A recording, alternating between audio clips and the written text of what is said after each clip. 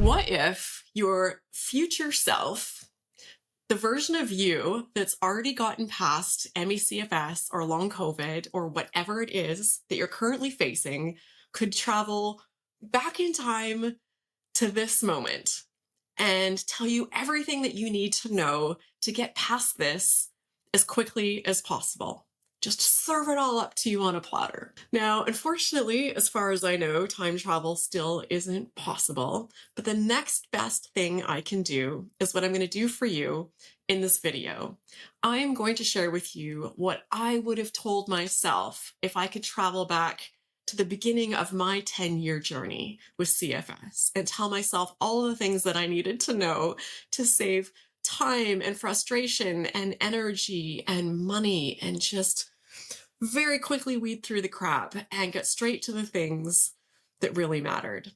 And it's not just my story that I'm going to share with you in this video, and I'm excited to share it because I know a lot of you are newer here and I haven't told my story on this channel in years. So most of you probably even have no idea about me personally. So I'm going to share that, but I'm also going to share what I learned from growing up with a mother who had CFS. She got sick when she was about 30 years old and remained so for the remainder of her life and just got worse and worse and was dismissed and gaslighted and never did recover. And today, incidentally, happens to be her birthday. She would have been 74 today, which is so hard for me to picture because she passed away at age 56, having given up on any hope of recovery. So happy birthday to you, Mom. In addition to you who is watching, Mom, this video is also for you. And most of you here, even if you've been watching this channel since the start, only know this version of me. So it's probably quite challenging to picture the 10 years that I went through with this condition, being really unwell, especially the first couple years. I was so symptomatic and can barely do anything. But now you only see this version of me who is really active and is always talking about and looking for excuses to mention things like going hiking and traveling and running and learning to surf and skydiving. For my first time ever. That was amazing.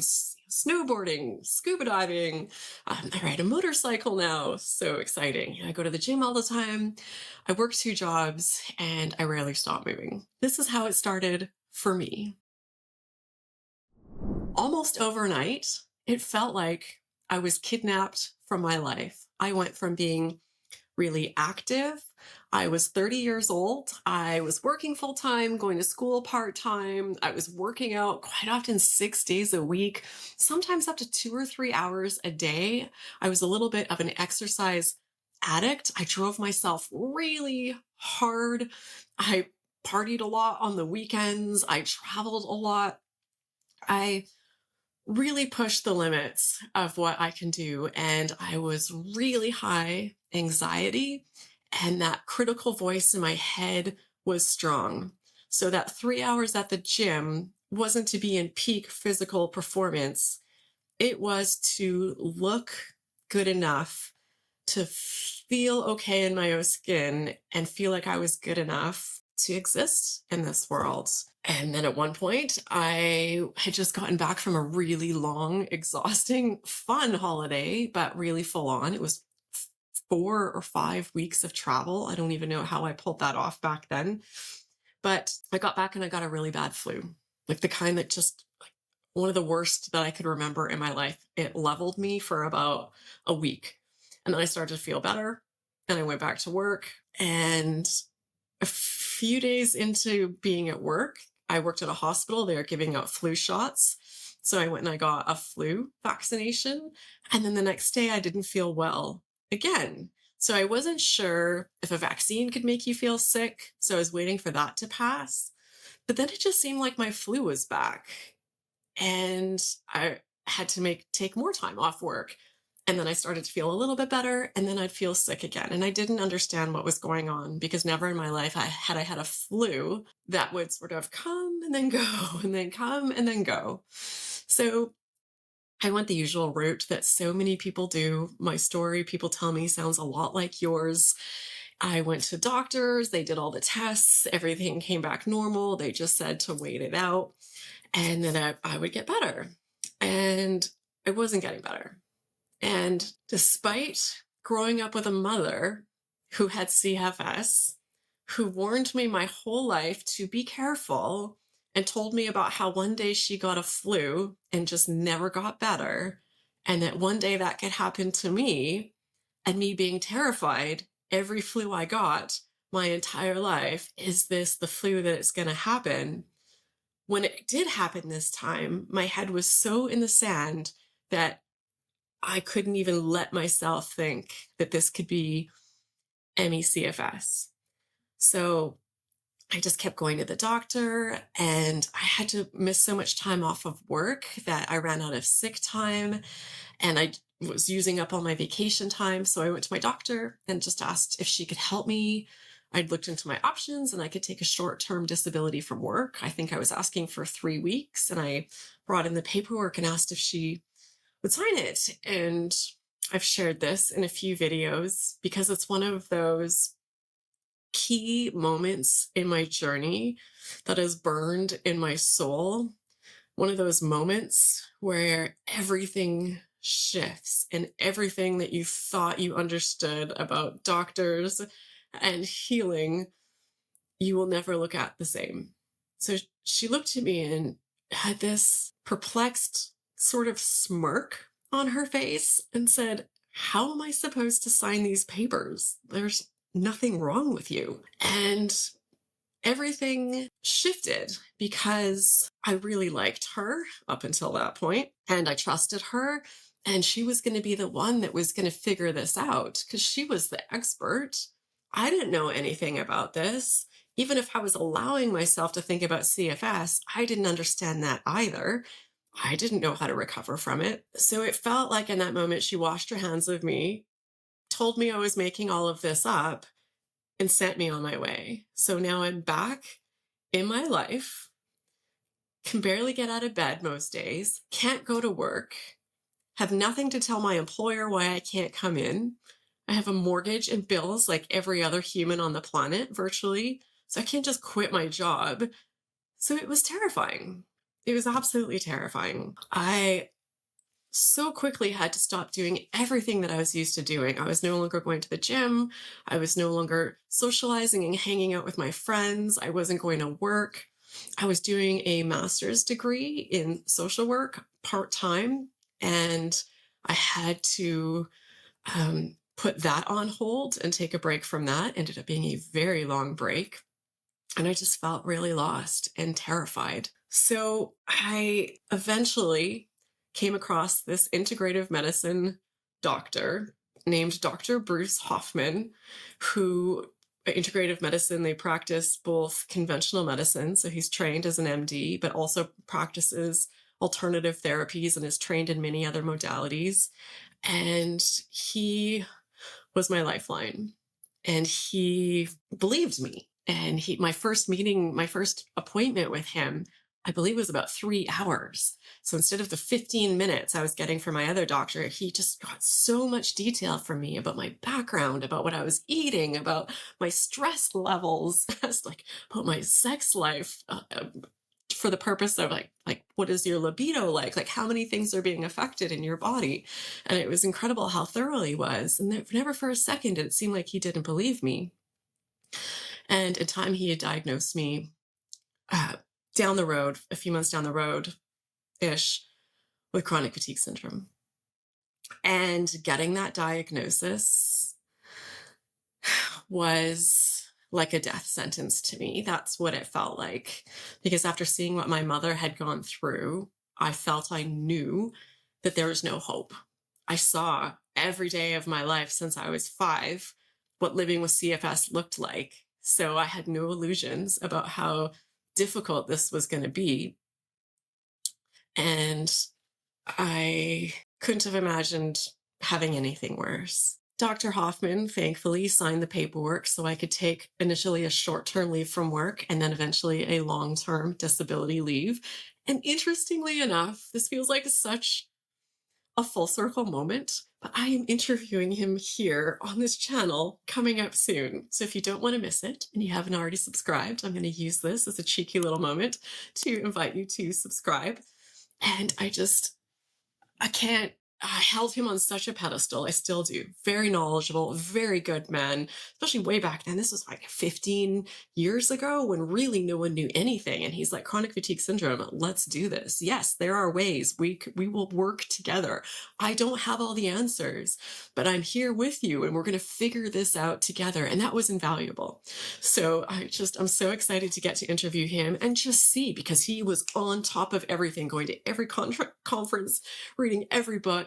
So I can only imagine what he knows now compared to what he knew 15 years ago. So he didn't have all the answers for me then. He never claimed to, but an incredibly knowledgeable and compassionate and supportive guy. So looking forward to having that interview and getting that chance to talk with him again. Oh my goodness, I don't think I'm going to sleep the night before. So as I worked through this and we did tens of thousands of dollars worth of tests. He worked with, I'm Canadian originally. I lived in Canada at the time of this, and we had more limited tests through our nationally provided healthcare program. So if I wanted these really comprehensive, elaborate, over-the-top, thorough tests, we had to work with labs in the US, which was just paying out of pocket. And he was also out of pocket as well. He was a private doctor.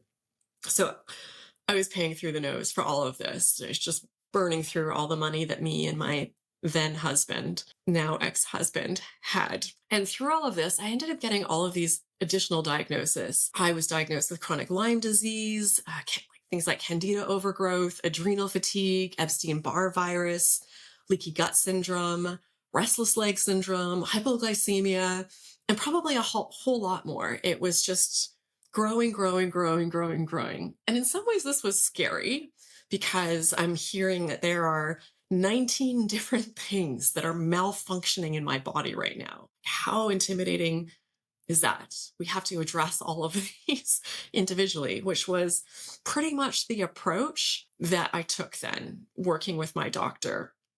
But in another way, it was also really validated, and I just grasped onto all these diagnoses and hoarded them and hung on to them for dear life. Like, thank you, because I felt guilty taking time off work, and I felt like I sounded crazy saying that I had to completely step out of my life and, sort of shirk all my responsibilities because of something called chronic fatigue syndrome. Now it has a little bit more awareness, but back whenever this was, 2008, when I got it, really no one had heard of it. And I used to say, I might as well tell people I have crazy lazy syndrome, because when I said chronic fatigue syndrome in my head, that's what I assumed that people heard. So when I could tell them that I also had all these other things, people would be like, whoa, okay, of course, yes, you take care of you. Take all the time off that you need. But despite feeling validated by all of these diagnoses that I had been given, I still was in hell. I was terrified. Like, some days I would just curl up on the bathroom floor and just cry uncontrollably. I was so scared, and the thought of the rest of my life looking like this was unimaginable. And I'll tell you right from the start, there was a bit of a timeline, a clock on my recovery. And I didn't have a set amount of time, but I knew I wasn't going to live the rest of my life that way. I didn't want to die, but I would take my own life before I would live the rest of my life that way. And I wish I could go back to that scared young woman and just tell her all the different ways that there are to recover and all the information that's out there, and that giving up never has to be a part of your recovery plan. In fact, not giving up is the absolute most important thing, and that's going to get you where you're trying to go. But this is where my head was at the time. I was so symptomatic with all the classic symptoms: significant post-exertional malaise from any sort of physical or mental exertion, massive sleep problems, headaches, light intolerance, sound intolerance, suddenly I couldn't eat almost anything. I had all these food intolerances and gut problems, and I just symptoms all over the place. And this is how I remember how difficult it was for me, because where I lived in my house, my mailbox was just at the end of my block, not a long block. And my husband was out of town a lot of the time. He worked out of town. So some things like going to get the mail, if I didn't get it, nobody was getting it. And about 9 days out of 10, that mailbox might as well have been on the moon, because there's absolutely no way I was going to be able to walk to it. So I wasn't bed bound all of the time. I certainly spent significant portions of my days in bed or on the couch, but I was housebound for sure most of the time. So let me tell you about some of the things I tried that didn't work, or maybe they helped a little bit, but they definitely weren't the big answer for me to get past this. Because of my chronic Lyme disease diagnosis as well, I was put on heavy doses of antibiotics that I took, I believe, for 6 weeks. And it made me so ill that I was actually vomiting. I was on antiviral medication. I was doing hormone replacement therapy. I was giving myself B12 injections. I was on really high doses of vitamin C because people felt that that cured a lot of scary things. I was on so many supplements. I was spending about $2,000 a month on supplements. These were supplements that my doctor recommended. I counted, and it was about 100 pills a day that I was taking between the prescribed medication and the supplements. And I had this big Rubbermaid container of them, and on the lid of all of them said when they had to be taken, because of course they all had their own special instructions. First thing in the morning, right before bed, not with food, must be with food. And then I had these giant pill containers that, like, each one I think was meant to be for a week, but that was just my one for the day, like my 6 different times of the day that I would take a handful of pills. If you've had a health condition for a while, some of these things will sound familiar. So back then I was doing things like rebounding. Oh my goodness, we were obsessed with rebounders, those little trampolines. Or I should say, I bought one, but of course I couldn't actually jump on it. But we were told to keep your lymphatic system moving. This was the best thing you could do. So I would try and sit on it and just bounce. Mostly it just sat in my living room and I just looked at it and felt guilty, because like, this is my path to recovery, but I don't have the energy to get on it. I did dry skin brushing. I bought a far infrared sauna and installed it in my basement and used it as much as I could. And the lights in there weren't even, I read in another book, enough on their own. You had to get this other special spectrum light. So I searched online, and the only place that sold it was a farm supply store. It was meant for hatching chicken eggs. So I bought this giant red chicken light, and then I'd sit in my sauna in my basement, and I'd also have this chicken light pointed at me. So we were getting at all the levels of my body. And I get that this is privilege and not everyone can afford these things. And just let me say, recovery, from the hundreds of people that I've talked to that have recovered, and plus my own journey, costs very little or nothing at all. So you do not need to have thousands of dollars to spend on all of these things. Those of us who do are mostly, in my experience, just wasting money, and it's not getting us anywhere. I also had big trays of wheatgrass that I would buy and keep in my kitchen window, because back then we were told that wheatgrass juice was this magical elixir that could pretty much heal anything. And I was making all of these smoothies and doing juicing and doing juice fasting and dry skin brushing and giving myself enemas and coffee enemas. Oh my goodness. Let me know in the comments. Just like give me a hands up emoji or a thumbs up or something if you were a part of that not so fun time. I mean, if these things work for you now, great. But I was going to a colon hydrotherapist.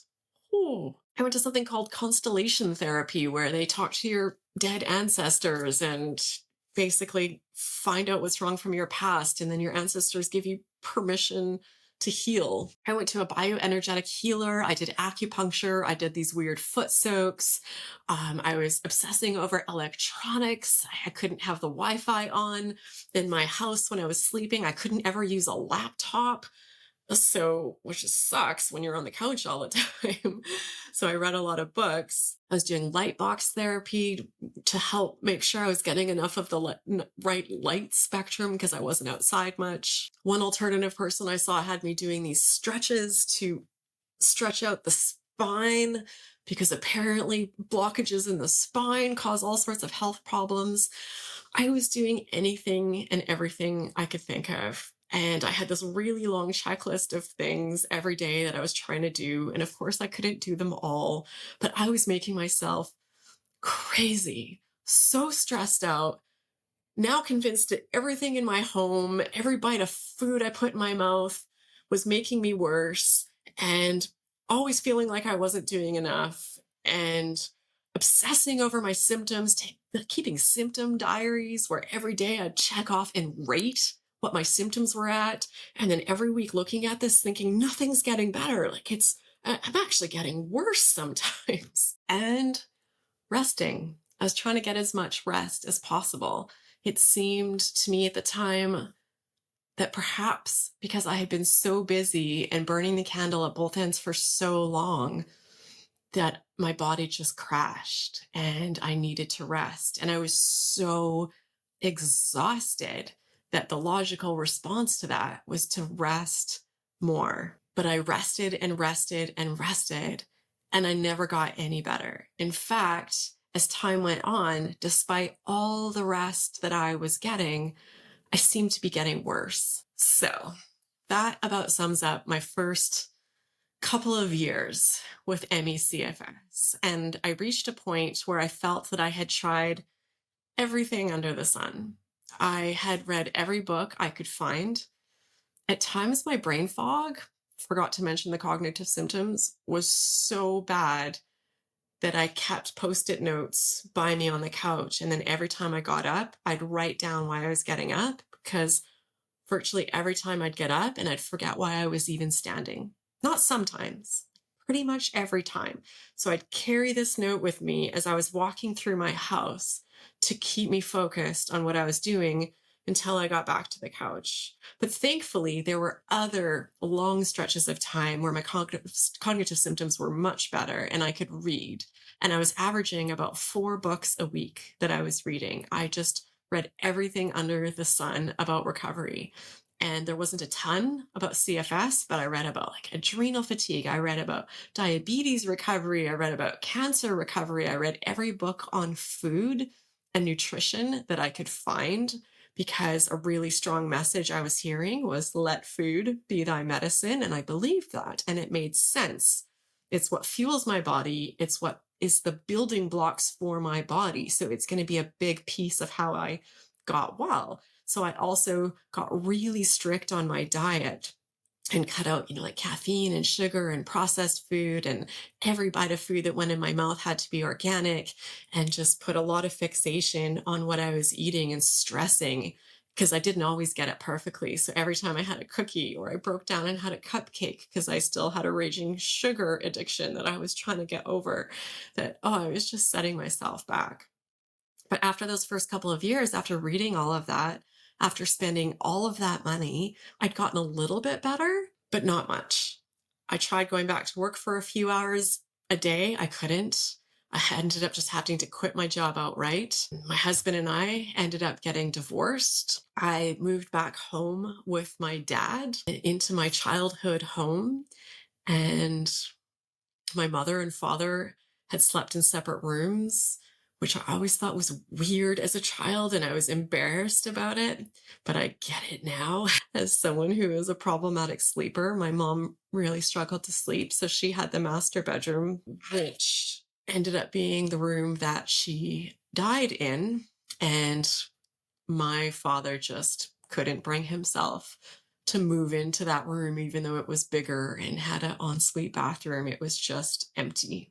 So when I came back home, I knew that whatever room I was in, I was going to pretty much live in. So it made sense, I thought, to take the bigger room that had a bathroom.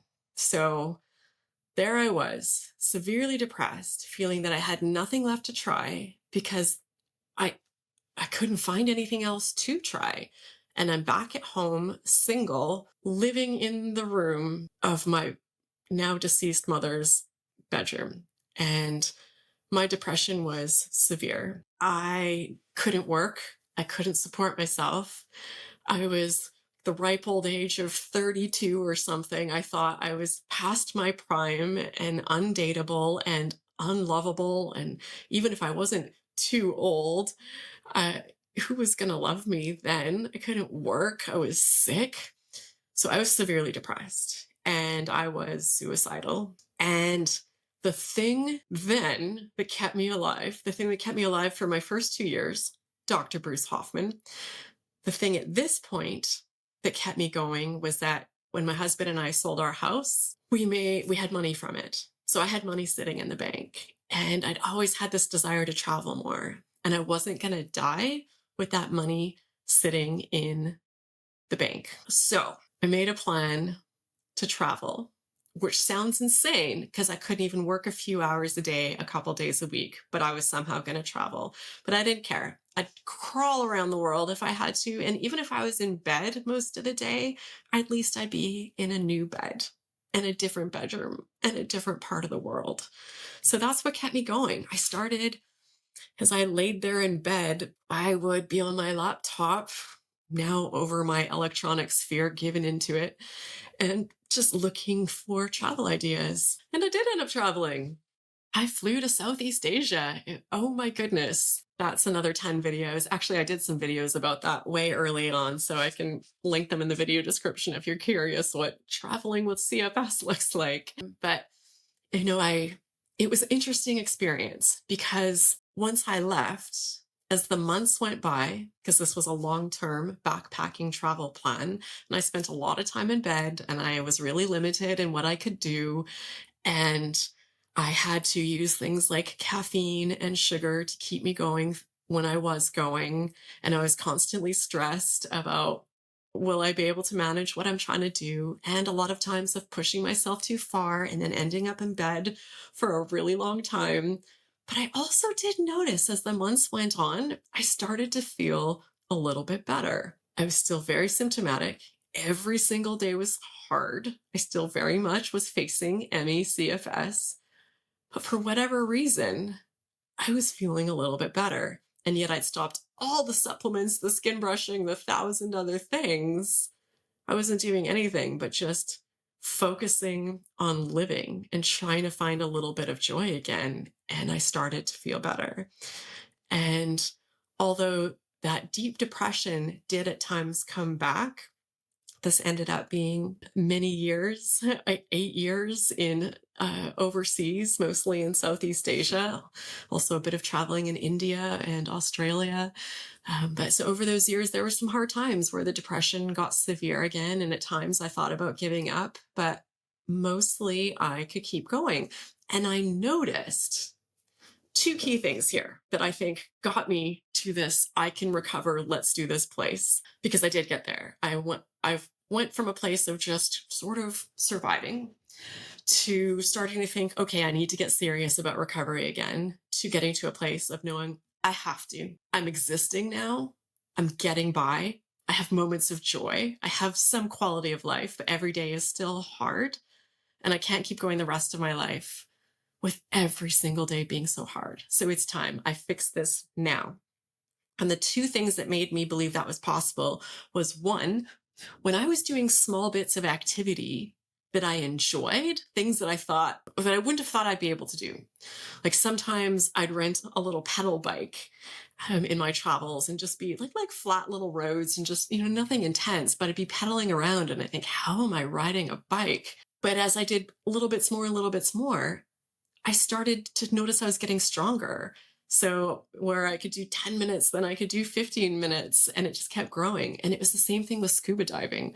I started scuba diving training, and scuba diving isn't, as a recreation person on the other end, not a professional, It's not really hard. You just kind of get dropped in the water. You have a flotation device that, keeps you, and you just sort of float around in the water and look at fish. But I mean, it still does take energy. And I really loved it. And I noticed the more I did it over time, I was getting stronger. So I thought, okay, I see it.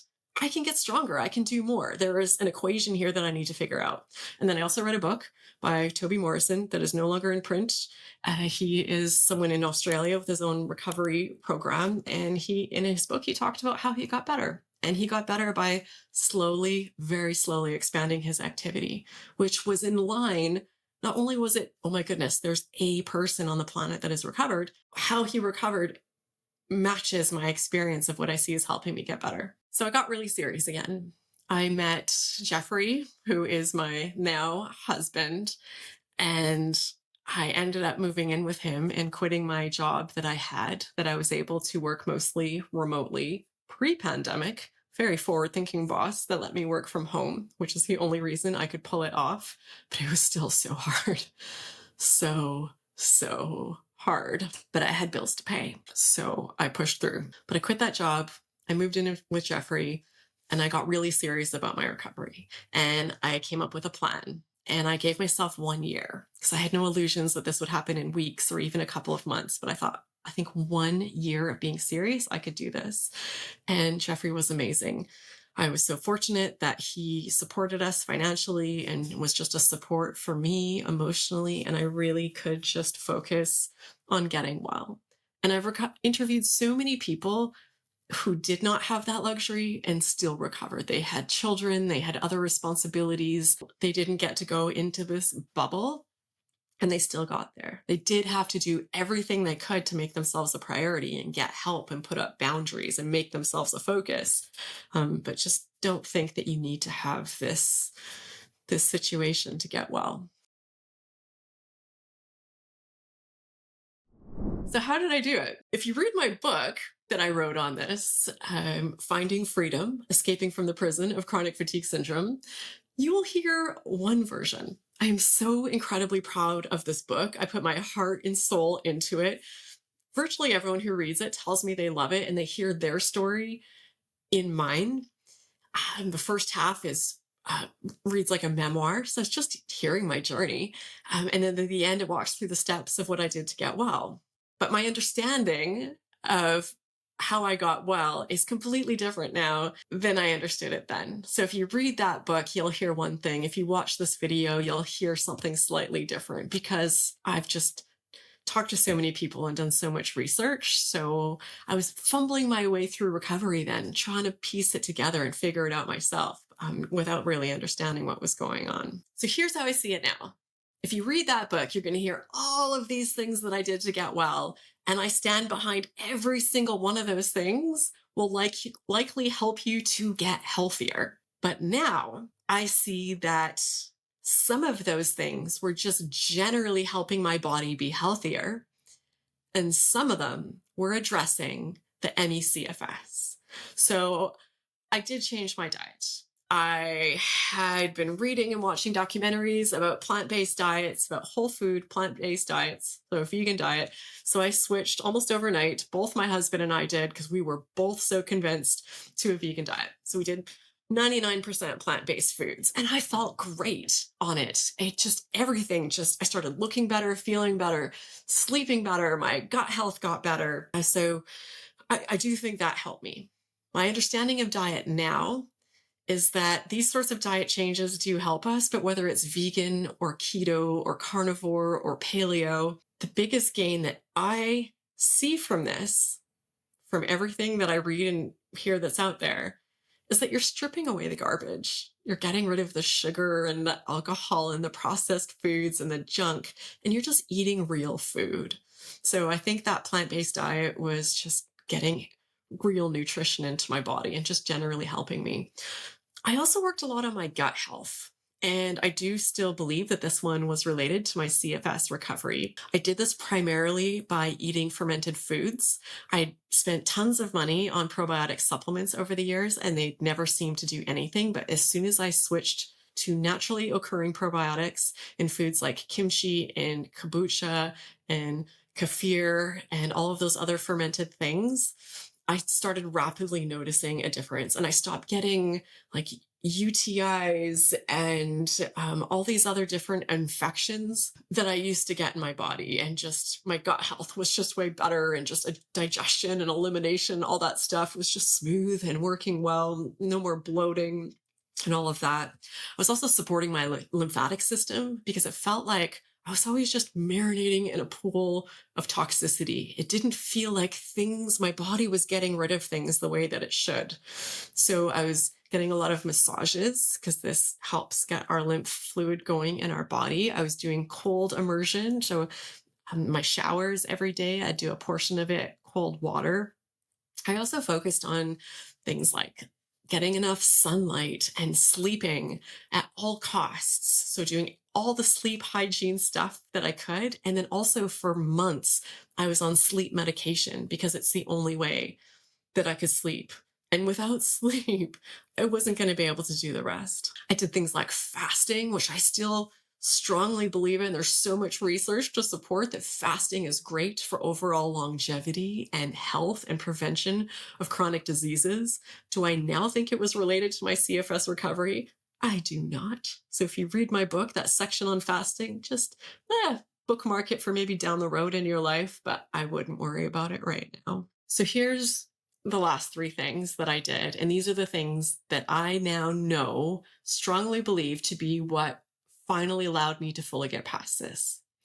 The first one is I started working on my emotions, doing things like getting counseling, doing journaling. I was reading books on the topic that were helping me to understand how to process trauma, or to even to understand that I had trauma, because I didn't see the big T trauma. So I didn't think this was an issue for me. And I started a list of all the things that I realized that I was still carrying around with me. And then I recognized that I wasn't going to be able to address them all at once because that was going to be too much. But just slowly, one by one, started to unpack those and to see what I was carrying around and see what I could just start to let go of. And a piece of that too was just having Jeffrey and just having the support and having that joy in my life and that love and connection. So really working on my mind, on my thoughts, on my emotions, massive for me. Second piece was what some people would call graded exercise therapy. Resist the urge to stop watching right now, because that's not at all what I'm pushing. I know it causes some people a lot of problems, but for me, what it was just a gradually increasing movement program. I started with 1 minute. I would say 1 minute a day, but sometimes it was every second a day. But the first week was just 1 minute of movement. And it might be just like, for 1 minute, I'm going to move my arms, or I'm just going to do some like push-ups off a wall, or maybe just some like gentle squats. What the movement was doesn't matter.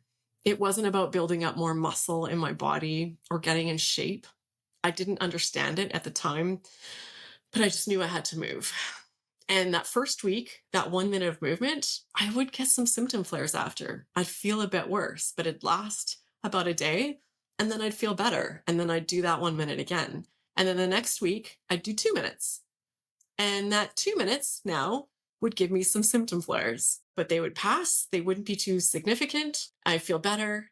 And then I'd keep going. And then the week after that, 3 minutes. And some weeks I might feel, no, I'm not ready to up a minute. I'm just going to keep it at 3 minutes again. It wasn't a rigid program. It was just about that overall trajectory, my favorite word, of just slowly over time doing more. And it was so exciting because every week I could see, okay, 3 minutes now gave me some symptom flares, but now I can do 2 minutes, no problem. 2 minutes, I feel fine. Where a couple weeks ago, I couldn't do 2 minutes. So it may feel like a painfully slow process, but it was so exciting for me to see week by week by week, I could do more. And I kept this up. I was flexible, but disciplined, and I stuck to it. And within a year, I was at the gym doing hour-long strength training workouts, pushing as hard as I wanted with no symptom flares. And the third piece is tied directly into that, because that wouldn't have been possible had I not adjusted my reaction to symptoms. I accepted from the start, of this 1 minute, 2 minute, 3 minute program that I was going to have to make myself feel worse in order to get better. And it was okay. So I would do my movement, I'd have the symptoms, and I wouldn't at all freak out. I wouldn't be like, what's happening? I'm getting worse. It's like, I knew this was coming. It sucks. I don't like it. But it's here. It's not a big deal. It's a part of me getting better. This is a part of the process. It's okay. And lastly, life after CFS recovery. I used to think of it that it was a sort of magical utopia waiting for me, because once you've been through something this hard, once every single day of your life has been a struggle, doing the laundry has been a struggle, some days sitting up is a struggle, it's hard to imagine that once you get past that, that anything else could possibly be that hard to manage. I really believed that with my health, I can do anything. Everything else will be manageable. Everything else will be fine. But that's not the case. Everything is manageable and everything is fine, but things are still incredibly hard. And it's not a magical finish line that you cross, because you're still working with your brain and nervous system. So even though I've never since felt like I had CFS, for a couple of years, every time I didn't feel well, I questioned if it was that. You have to relearn how to listen to your body and not be scared of symptoms, thinking that they mean it's CFS come back. And you need to learn to ask yourself questions like, is this symptom a normal response to what's going on? Like, I just worked a 12-hour day and now I'm exhausted. Okay, that makes sense. Or I just emptied the dishwasher and now I'm exhausted. Okay, something fishy there. So there's so much learning, and the brain you're training keeps going, and there's so much good waiting. Like, if someone had told me all the good that was waiting, once I started getting better and beyond, I never would have believed you. I've gotten remarried. I've lived in many different countries. I've become an American citizen. I live in California now. So beautiful. I have this YouTube channel. I work with people and connect with people like you all the time. And it means so much to me. And hearing from all of you is just so incredible. The purpose and the passion and the fulfillment I get from doing this work is beyond words. I am living a dream life. And I also am living some weeks an incredibly hard life. Some weeks a week that feels just as hard as CFS ever felt. I'd never want to go back there. I'd never trade it. But things with like, I still work full time, working full job, working 2 jobs, facing, burnout and stress and overwhelm and isolation, and just there's still hard stuff. And it can feel like, did I work that hard to get past CFS just for life to be this hard? But then here's the magic. Everything you learn on your recovery journey are the tools that make all the rest of this manageable and make you go through all of the rest of this not feeling like you're going to give up, and knowing that you have the ability to do hard things, and having the zillions of tools to help you to get through the days, and reminding you to zoom out and look at the big picture, and to know that things take a long time, things worth working for, but you will get there. And it can feel like things are never going to change and you're going to be stuck in this, whatever it is, forever, but you won't be. So there's the beauty.